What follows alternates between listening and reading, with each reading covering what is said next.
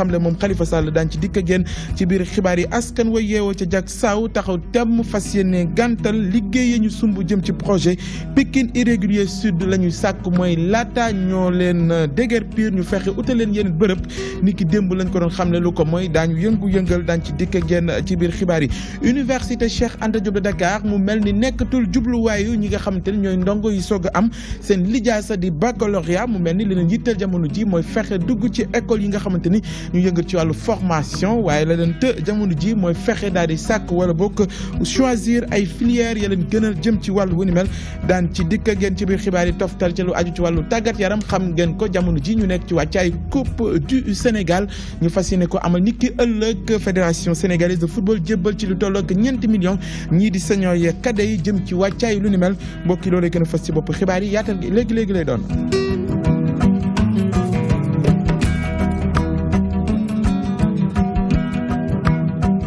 jërë ngeen jëf yéen mbokk yi baaxoo seetaan seen chaîne de télévision la DTV dal leen ak jàmm ci xibaar yi ci digg bëccëg bi ñu koy doore ak lu ñeel wàllu justice mbirum Hissène Habré la nga xamante ni moom la waa défense di maanaam nekkal fi victime yi lañ doon sàkk mu mel ni ndogal jib na ñii di chambre africaine extraordinaire ñoom nag jël nañ ndogal ni ñooñu di victime yi daañu leen dàmp mu mel ni ñi nga xamante ni doon lañ leen sàkku di ñu doon violé ku ci nekk ci ñoom daañu la dàmp ci lu toll ak ñaar fukk ci ay millions ñi nga xam dañ leen torture maanaam mettital ku ci nekk ci ñoom daañu leen dàmp ci lu toll ak fukk ak juróom ci ay millions ñeneen ñu dippee ay jox ci lu tollook fukki million mu mel ni loolee moo bàyyeekoo ci ndogal ba jibee ci waa chambre africaine extraordinaire ki nga xamante ne mooy layal ñii di victime yi yëkkat na ci kàddu muy maître Assane Dioma Ndiaye ak it ki nga xamante ne mooy layal kii di Hissène Habré daañu mën a teewlu seen i kàddu laata njeextale bi la jotaayu xibaar maa ngi ko doon junj sànq ci bopp xibaar yi muy bâtonnier de l'ordre des avocats am na njiit lu bees di maître Mbaye Guèye uutu ki nga xamante ni mooy maître Ahmed Ba ni ki démb la woon moom njiit li la mu xam la mooy ni dana def kem kàttanam ba ñii di avocat yeeg magistrat yi jàmm dellusi si seen diggante yemu ca fas yéene naa taxaw temm ngir lu aju ci wàllu tàggatu ñii di jeune avocat yi mu taxaw ci lay kem te lay kàttanam ñu ànd ceek Abigay. Maître Mbaye Guèye jàpp na ne moo méngoo ki nar a dox ci diggante magistrat yeeg avocat yi moom bâtonnier bu bees bi nag di xamle ne benn jafe-jafe du am ci diggante avocat yi diiru muy nekk ci bopp boobu màkkaar. Je suis sûr d'une chose. lenn de leer na ma mooy duma am jafe-jafe ak benn magistrat te it diiru maa ngi toog ci bopp kuréel bi benn avocat du am jafe-jafe ak benn magistrat dama jàpp ne maay ki méngoo ki nar a dox ci diggante magistrature ak barreau bi man nag ñii di avocat yi ñoo ma fi teg ma jàpp ne maay chef de famille lenn dong nag laay ñaan mooy laataa nit di def lu mu ci mënta doon ci kenn ki bokk ci njaboot gi na ñëw yëgal ma ko ba noppi may ma diir boo xamante ne dinaa mën a saafara boobu jafe-jafe. On en informe le chef de famille et qu'on lui laisse d'abord la possibilité de régler cette difficulté. moom jiitu avocat yi nag di xamle ne dina yëngatu bu baax ci tàggat ñii di avocat yu ndaw yi ndax dafa jàpp ne stagiaires yi xamuñu charte bi nga xamante ne moom la liggéey bi doxee. souvent ñiy dugg ci barreau bi ndaw yu jógee université lañ ñu am maîtrise wala liñ ñuy woowee léegi master D bu ñuy ñëw jàngal nañ leen droit certes waaye jàngal nuñ leen avocature jàngal luñ leen lan mooy métier avocat kon bu ñu ñëwee dañ leen a war a jàngal lan mooy métier avocat lan mooy instrument yi nga xamante ne nii ci la ñu war a fondé wu pour jëf métier avocat. Maître Mbaye Guèye uutu na maître Ahmed Ba niki alxames bi ci bopp bâtonnier de l'ordre des avocats du Sénégal gannaaw bañ ko tabbee nag moom bâtonnier bu bees bi di xamle ne dina jëmee barreau bi ci ëllëg yu mucc ayib. mu ngoog di bâtonnier de l'ordre des avocats am njiit lu bees di maître Mbaye Guèye maa ngi leen ko doon junj sànq ci bopp xibaar yi muy ndogal la jip jóge ci chambre africaine extraordinaire jëm ci mbirum kii di Hissène Habré la ñu doon sàkk ñoom avocat victime yi mooy fexe ba ñu dàmp leen mu mel ni loolee am nañu ko ñu teew ci kàddu maître Assane Dioma Ndiaye ci micro suñuy ndaw.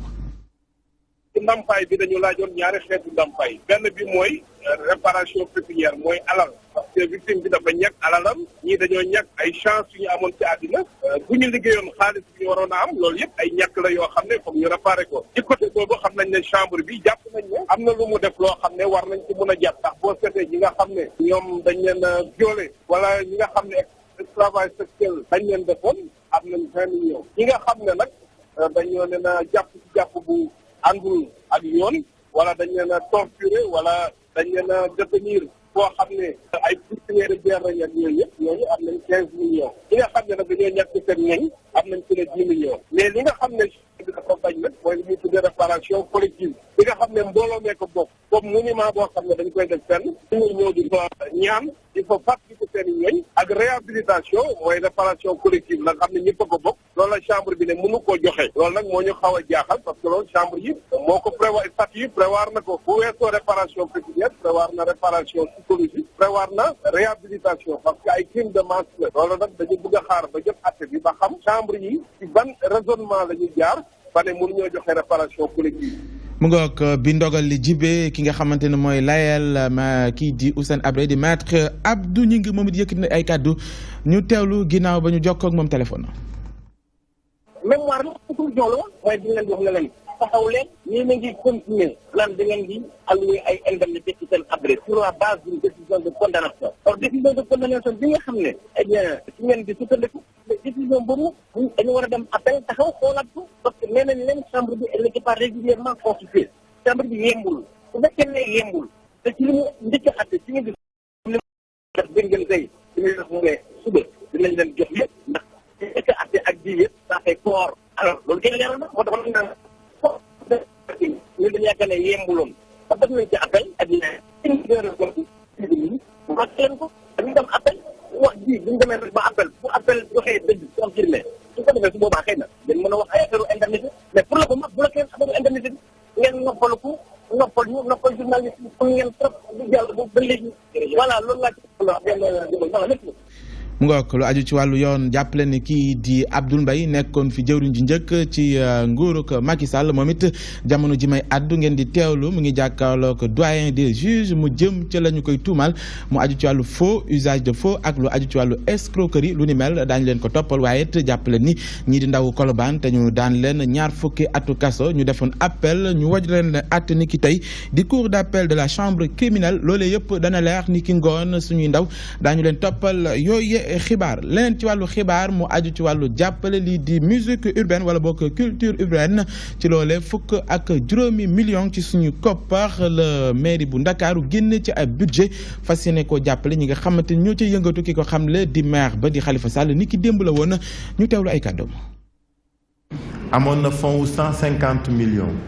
boo xam ni dafay financer tous les projets culturels bu doon fonctionner. bi ñu voté acte 3 xam ngeen culture lu ci bari dafa dem ci commune yi alors ñu doon xool ñu ne communes yi nan la ñuy toogee mais ak communes yi d'accord nañu ni li nga xam ni mooy macro moo concerné ville bi dana ko continuer ñoom ñu gérer li nga xam ne mooy ci suuf moo tax fonds bi dana dooraat fonds wu 150 millions la. acteurs culturels yi ñoo koy gérer bi mu dooreeg léegi financé na fi ay initiatives yu bari mais am nañu ay film yoo xam ni primé nañ leen Ouagadougou ñii ñu sélectionné leen Cannes ci cinéma te yeneen domaine la yu bari parce que man bëgguma ko jege xaw ma nu muy demee mais li mu wóor daal mooy daañu tirer leçon manquement au fonctionnement fonds bi parce que amoon na aussi ay jafe-jafe gars yi daan nañu yéex a jot seen xaalis yenn saa yi dañ leen di avance ñu pare duñ leen ko jox wala yooyu yëpp tiré nañu leçon wu insuffisance ak manquement yi amoon ci fonctionnement fonds bi ba bii paa yéen ci seen bopp yéen a koy waxaat nii lay demee nii lay donc du change. mu nga ko di kàddu maire Khalifa Sall mi ñaawlu anam gi ñu jëlee kii di Nafi Ngom Keïta ci bopp kuréel bi di OFNAC mu jàpp ni liggéey bu am solo la doon def moom mi di Nafi Ngom Keïta yemu ca Ousmane Sonko mi nga xamante ni jamono ji daanaka bët yëpp a ngi ca kaw mu jàpp ni courage la am jëm ci wàllu politique ci taxawaayam mu doon lu mu rafetlu moom maire bu Ndakaaru Khalifa Sall ñu ànd ceeg Codé Ndiaye. maire bu Dakar di delloo njukkal ki fi nekkoon njiitu OFNAC Khalifa Sall di xam ne Nafi Ngom Keïta moom li mu wane mooy responsabilité fépp fu mu jaar ba ci OFNAC bi nga xamante ni moom la mujjee jiite moom daal li muy xam ne mooy ku am responsabilité la ci li muy def. Mais je voudrais quand même rendre hommage à madame Nafi Ngom Keïta. man dama bëggoon a sargal kii di Nafi Ngom Keïta ndax jigéen bu ràññeeku la te mën na li muy def ci liggéey bi te fu mu mënti jaar fu nekk rek wane na fa responsabilité bi ne moom ku mën li muy liggéey la moom nag dañu ko war a sargal loolu daal mooy li mu mérito. Nous ne pouvons que lui souhaiter bon vent. beneen question boo xamante ne ni maire bu Dakar daal na ci àddu mooy li nga xamante ni moom moo soxal Ousmane Sonko mi nga xamante ni dañ ko suspendre moom muy xam ne ne Ousmane Sonko ku am courage la ci li muy def. Si un fonctionnaire fonctionnaire bu jàppee ne la mu xam da ko war a wax man gis naa ne kooku ku am responsabilité la ñun nag naw nañu bu baax kii di Ousmane Sonko ci njàmbaaram ak dëgguteem la muy wax xam na ko bu baax te boo déggee ni muy waxee di nga xam ne lii dëgg la léegi nag lu jëm ci wàllu dogalu administration bi loolu mënuma ci wax ndax lu ma maîtriser wul la. Parce que c'est un homme politique, c'est quelqu'un pour qui on a beaucoup d'affection et beaucoup de respect. Khalifa Sall nag di xam ne moom di def benn commentaire ci décision yi nga xamante ne nii administration bi jël na ko moom nag muy delloo njukkal ñi nga xamante ne nii dogal yooyu ñoom lañ soxal. ñu koy jaajëfal moom Codé Ndiaye ñu wax ci leneen muy acteur yu yëngatu ci wàllu code wala boog presse en ligne mu mel ni jamono ji li leen yitteel mooy fexe seetal seen secteur boobee ci ay jafe-jafe yi nga xamante ne ñu ngi ca waral ba ñu taxawal ab projet jëm ci li ñuy woowee labellisation muy nag lenn ci pàcc la ñu dëkk wala dëxëñ ci code de la presse ñu fas yéene ci taxaw daal di fësal yoon yu ñu bëgg a jaar ak it benn cahier de charge fexe jëm ci jëmmal seen mbébét bu ni mel ñu ànd ceeg El Hadj Moussa Bey. projet bu ñu duppee labellisation ngir rek indi kaaraange ci wàllu taxawal ay situ taskatu xabaar fii ci Sénégal di li nga xam ne moo yëkkati rek acteurs yi nekk ci association bi ëmb professionnel yi nekk ci presse en ligne sabab bi benn la fexe rek ñoŋal secteur bi nga xam ne saa su ne ñu nemmeeku ci ay benke ñenke. site yi dañoo bari waaye goo xam te ne ku neex waaye rek ne créer site ñu ne nag léegi dañuy teg benn cahier de charge boo xam te ne nit ki balaa ngay créer te site da nga ko respecté. bu ñuy jógee ci maanaam ñi nga xam ne dañu bëgg a créer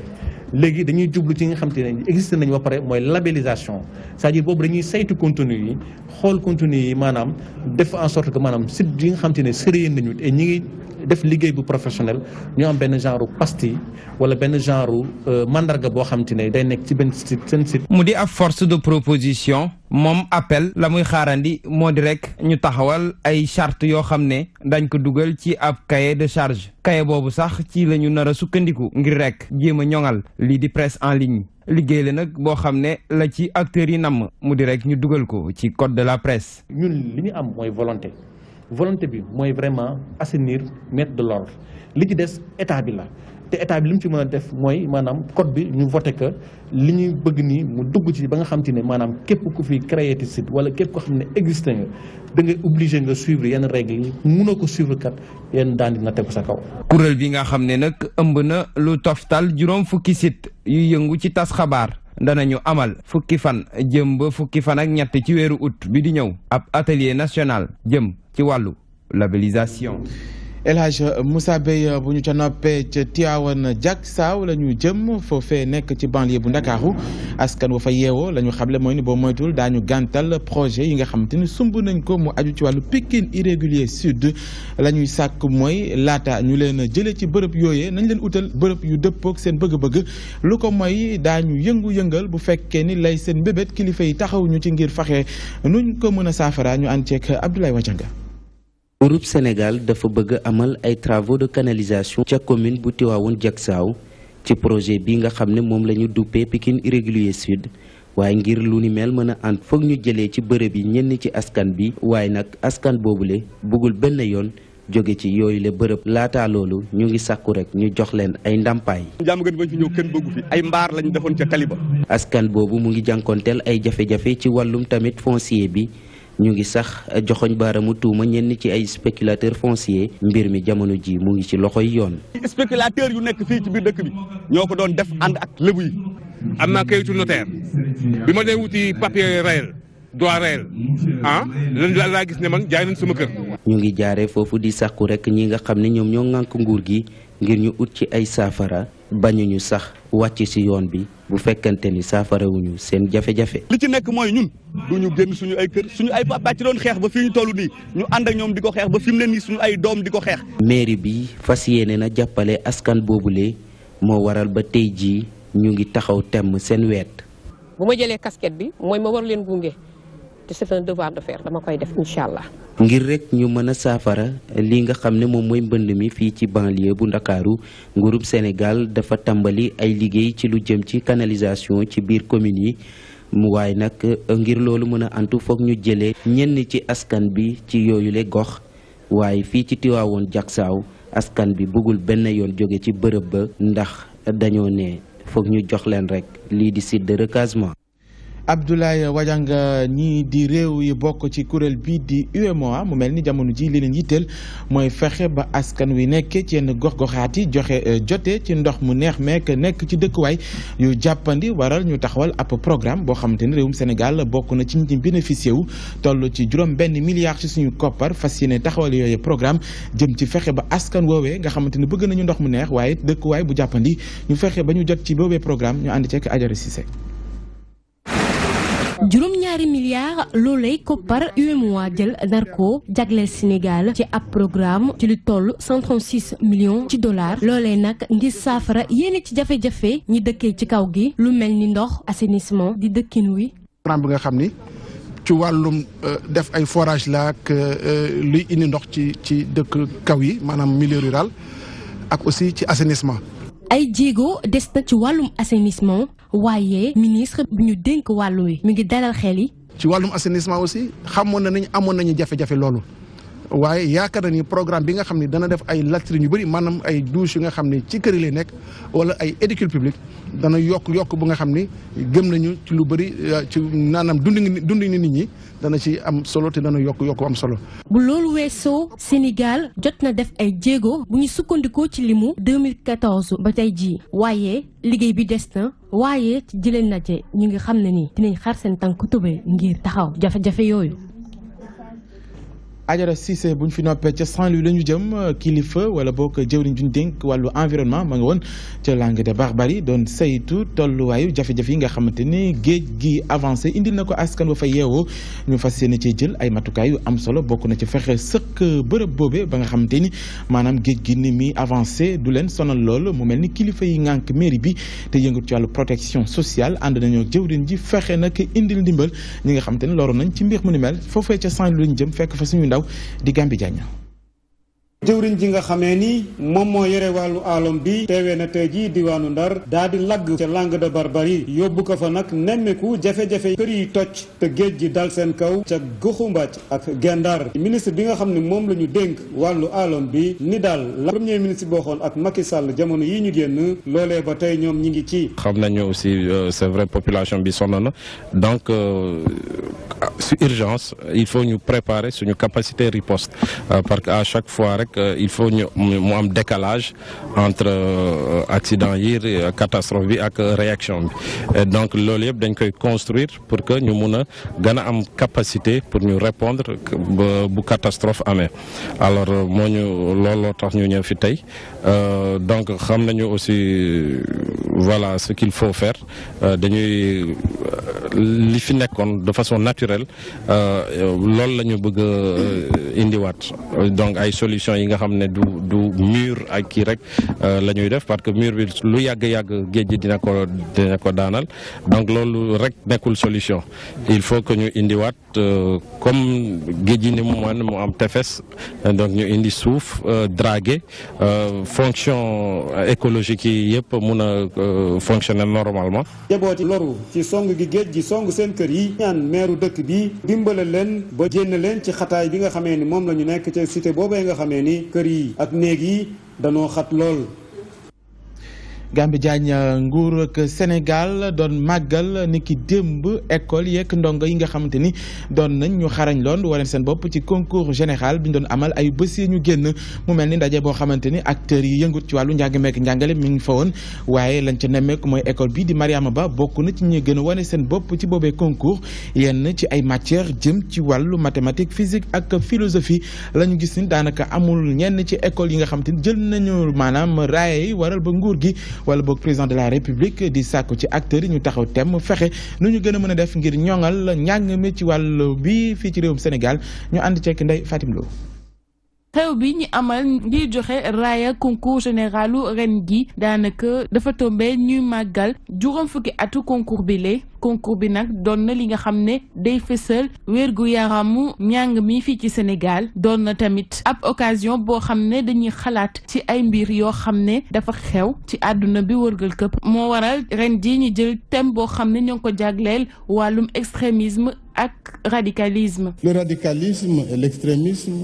li nga xamante ni moom la ñu nemmeeku ci jamono yi ñu nekk yépp muy radicalisme ak extrémisme lépp rek war nañu xool naka la ñuy def ba saafara ko ngir li ni mel antu jot nañu samp ay laaj maanaam naka la ñuy def ba saafara mbir mi fan la ñu koy jaaree ak naka la ñu ko fas yéene doxalee jaarale ko ci njàng mekk njàngale mi itamit ngir loolee ñu mën a jàngal askan bi lan mooy seen baaxu maam ngir ñu bañ a dugg ci yenn yi. Par l'extrémisme et le radicalisme. ren ji prix bu njëkk bi ñuy jagleel lii di mathématique physique ak philosophie daanaka joxuñu ko kenn li ni mel suñu sukkandikoo ci njiitu réew mi lenn waralu ko lu dul jafe-jafe yi am ci jàngale mi. Un tiers du budget de l'État. benn ci boo jëlee ñett li nga xamante ni moom la ñu jagleel lii di budget bi lépp rek ñu ngi ko jagleel njàng mekk njàngale mi kon nag tey jii daal di nay jot ñu daal di wàccee tension yi xool naka la ñuy def ba saafara jafe-jafe njàng mi rawatina grève yi muy am te muy am gàllankoor ci ndaw ñi te ñu gëstu bu baax ci ëllëgu réew mi maa ngi ñaax nag ñëpp ñi nga xamante ni ñoo bokk ci njàng bi ñu doxal yoon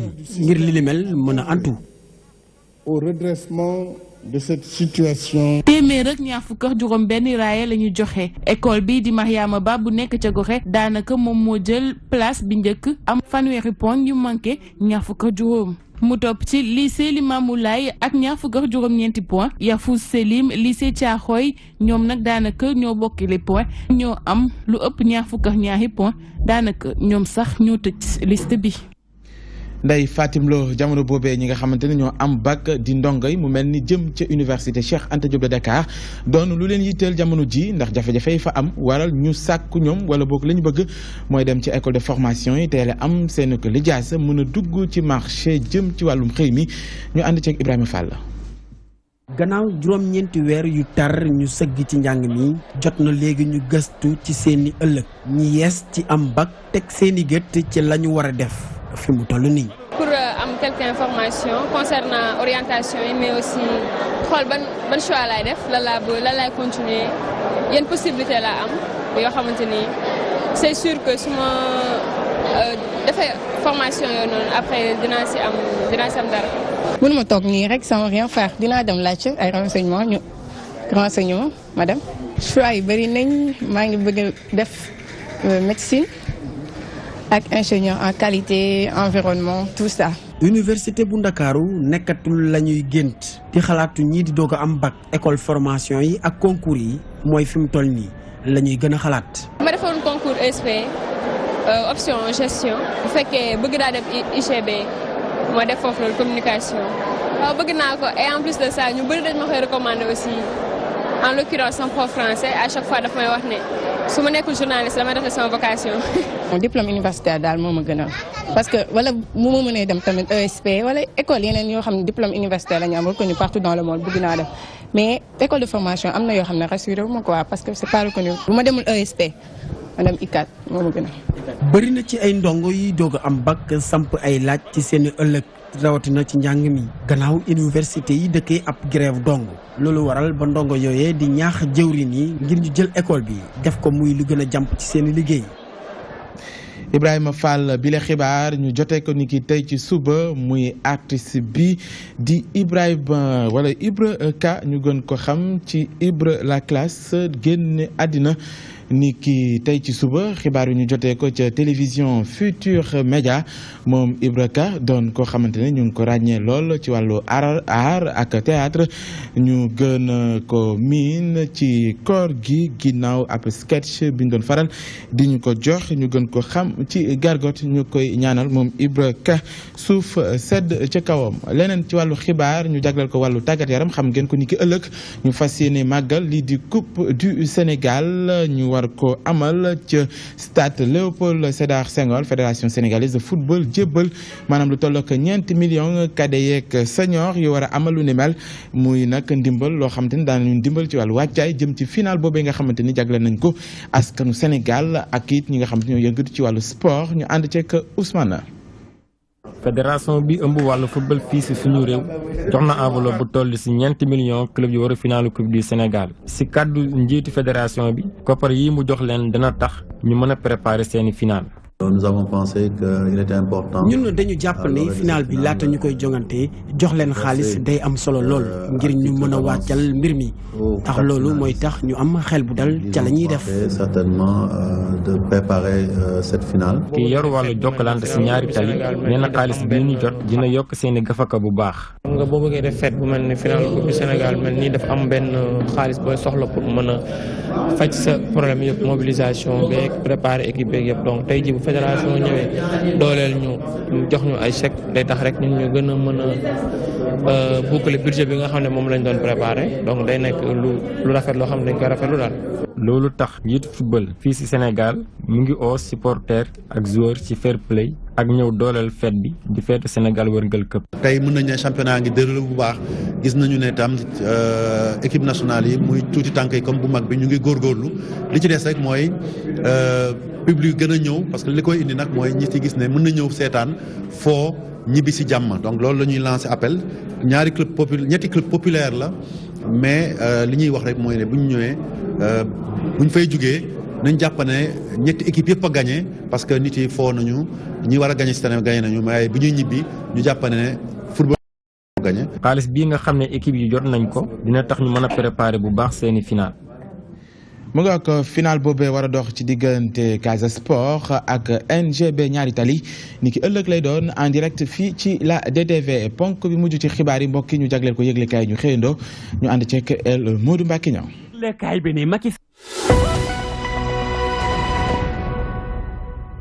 detteelu jigul borom ngembul leget kuy sombi loo mën a naan li Macky Sall sombi dana ko naan wala déet demal ci réew mi quotidien fekk ca Macky Gaynde Sall yëglekaay bi ni Macky Sall ngi ci guuta gi ca kenn xamul kañ la cay génn yëglekaay bi ni bank leen seen baram Macky Sall ak Nafi Ngom Keïta Macky Sall ak Ousmane Sonko ñu ni déetawaay Macky Sall songu na Abdoul Mbaye yëglekaay bi ni problème baa ngi nii ci wolof Njaay nee na ñaara man kenn yëglekaay bi ni waaye nan dem ca bun deful ndànk du ci génn dana ca génnam du ca génn Abdoul Mbaye dugg na ca demal ci le quotidien fekk ca borom acte moo ko yóbbu ci guuta gi anam bi nga xamante ni bii ci la Abdoul Mbaye fasee jabaram lay yoon gis ni jaaduwul yëglekaay bi ni tey la atte ba jege ñaalay Abdou Mbaye yi ni ak loo ci mën di dégg du kenn ku dul Macky Sall ak nguuram ndeba Abdoul Mbaye créé partem ak léegi dugg ci ku jëkk politique gi ci la jàmm Macky Sall jeexee lii lépp pexey nguur gi la ak ay kompaloo Abdoul Mbaye jafe-jafe waaye duñu ko bàyyi muy jàll dana jàll am du jàll nanu jàll ci enquête fekkati ca Macky Sall yëglekaay bi ni caaf xamatina nde Macky Sall jébbal na Sénégal waa France li ko tàmbalee ci porum Ndakaaru bi ak station d'essence yi ñu yaakaar ne ca lay yem français yi teg la ko ci wàllum jokkookaay yi tey jii Macky Sall jébbal na waa France marché 330 milliards francs CFA muy train express bi yëglekaay bi ni Sénégal a ngi nii saa yu jàppee ni réew mi am na indépendance ñuy gën a jébbal suñu bopp tubaab bi l'observateur ni coow laa ngi nii am lébu jàppal lébu ñu am ñaari grand sëriñ Macky Sall sol noo dàllam ngi dox tànk jàmm ci wàllu gu ni mel yëglekaay bi la Macky Sall xamle mooy jot na ñu toog waxtaan ba gindikoo mën a am benn grand sëriñ yëglekaay bi ni waaye nag wax ji mooy ndaxam déggoo dina mën a am wala déet li mooy problème bi problème baa nga ca njàngum Sénégal gi ubbil la turbine yëglekaay bi ni la Macky Sall xamle mooy jot na jàngalekat yi wér ngànnaay yi ba dal am ci njàngum Sénégal gi leen ndax résultat yi bon yi am ci bac BFM ak entrée en sixième bi lii moo tax Macky Sall ak nguuram tiit jàngalekat yi ni coow li Macky Sall moo ko sooke nde bu fekkante ni Macky Sall la mu leen digoon def na kon ba na gën a jàmm am na waaye nag Macky Sall ci boppam mooy koo xamante ni bii lu mu la wax tey ëllëg mu gën ca lii moo dolli xar mi karaw réew mel ni Sénégal di bàkkoo am njàngam ginnaaw coowal syndicaliste ak nguur gi ndekete yoo beneen coow ngi lëmbe réew mi ca mooy abri provisoire yëgle kaay bi ni demal ca Kaolack ndangaan gis fa école bu baax jafe na lool yëgle kaay bi ni c'est pas normal ndax Sénégal ci boppam la muy bàkkoo mooy xam-xamam bu wér jëm ci wàllum njàng waaye nag léegi la ñu gis mooy Sénégal mi ngi gën a dellu ginnaaw ci la koy firndeel mooy résultat yi bon yi am ci bac bi ak BFM bi ci lii buñ ci jógul sunu élèves yi gën di nilaar laas ni wax ji ñaar la jamono ba nga xamante ni bii ñi ngi wax njàngum Sénégal gu feebar gin yëgle kaay bi ni Macky Sall nga ca dongay daara ya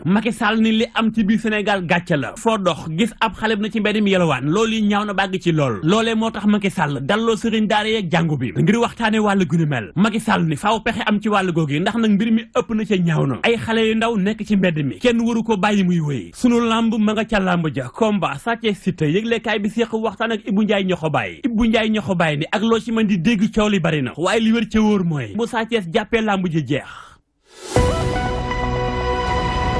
mu ngoog ñu koy jaajëfal moom Modou Mbacké Niang mbokki xibaar yi Ferenkulaay na ci digg bëccëg bi ñu ngi leen di jaajëfal ci teewlu bi di ci jaajëfal techniciens yi ñu àndoon ci liggéey bi di leen wax ni xibaar na des si ngoon juróom-ñaari waxtu ak juróom-ñetti waxtu laata boobee ñu leen di ñaanal ngoonu jàmm bu ànd ak tawfeex di ko sàkku ci yéen jamono bu nekk wasalaam